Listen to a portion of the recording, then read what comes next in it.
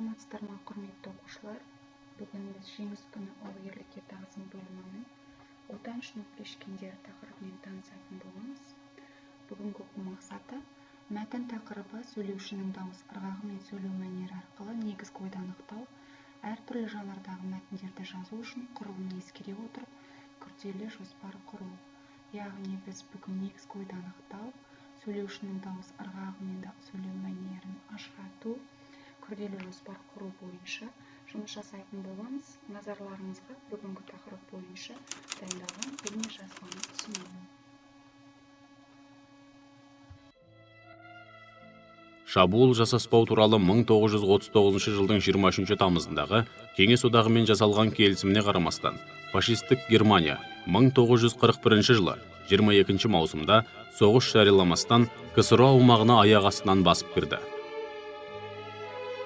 1941-1945 жылдардағы екінші дүниежүзілік ұлы отан соғысы Қазақстан тарихына мәңгі енді.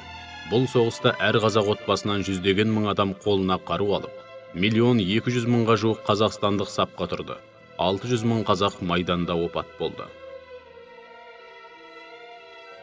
Ұлы отан соғысындағы ерліктері үшін 497 қазақстандыққа Кеңес одағының батыр атағы берілді. Қазіргі таңда республикамызда 4,5 мыңдай ұлы отан соғысының ардагері тұрады. Сіздерге ұсынар алғашқы тапсырмам, мәтінді мұқият тыңдап, негізгі ойды анықтаңыз. Сөйлеушінің дауыс ырғағы мен сөйлеу мәнеріне назар аударып, үш сөйлеммен алған әсеріңізді, яғни өз ойыңызды білдіріңіз. Ендеше балалар, іске сәт, тыңдалым мәтініне назар аударамыз.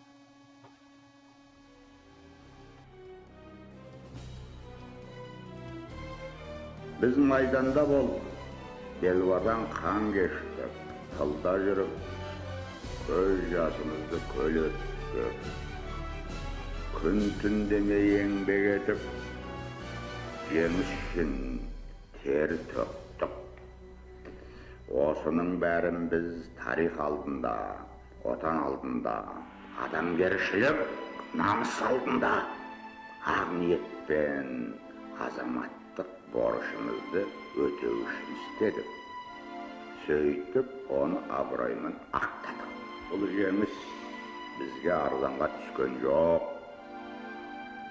Ел дегенде еңіреген ерлеріміздің қан майданда құрбан болғандар аз емес. Қол аяғын беріп, мүгедек болып қайтқан ерлеріміз де аз емес.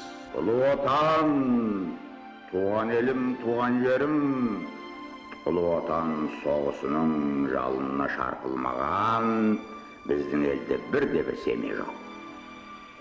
Соғыс қайғысы, соғыс мұңы әр қайсымыздың басымызда болды. Солдаттың сағынышы, ата-ананың қайғысы, жардың мұңы, жетім жесірдің көз жасы әр қайсымыздың басымыздан өтті. Мен өзім 40 жыл қырғында тірі қалған жандардың бірімін. Сол сұрапыл қырғын соғыста еліміздің талай саңлақ батырларының, ақылды ерлерінің қаза тапқанын мен өзім көзімменен қан майдан көрген. Менен артық, менен батыр, менен ақылды жігіттер өліп кеткен көзіммен көрген. Олардың имандары жолдас болсын.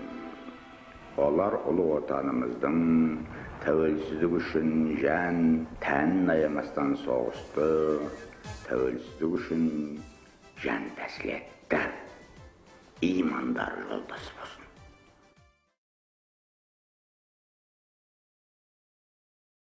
Тыңдалым мәтіндегі автордың, яғни Бауыржан Момышұлының дауыс ырғағы мен сөйлеу мәнері тақырыптың негізгі ойын анықтауда қандай септігін тигізді? Сонымен қатар, қай сөйлемдерден негізгі ойды анықтауға септігін тигізетін ақпаратты байқадыңыз?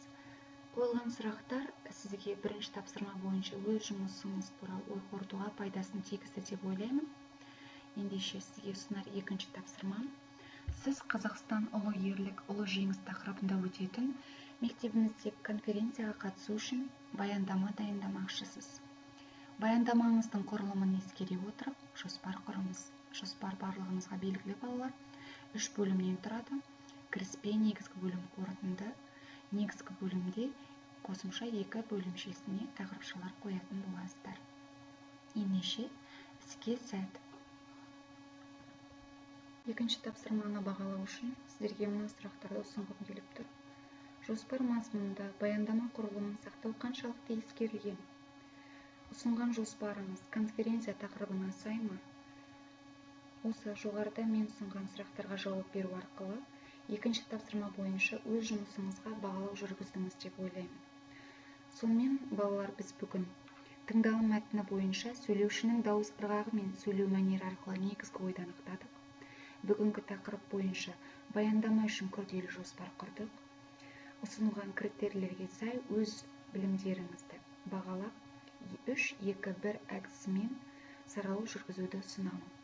Келесі кездескенше сау болыңыз.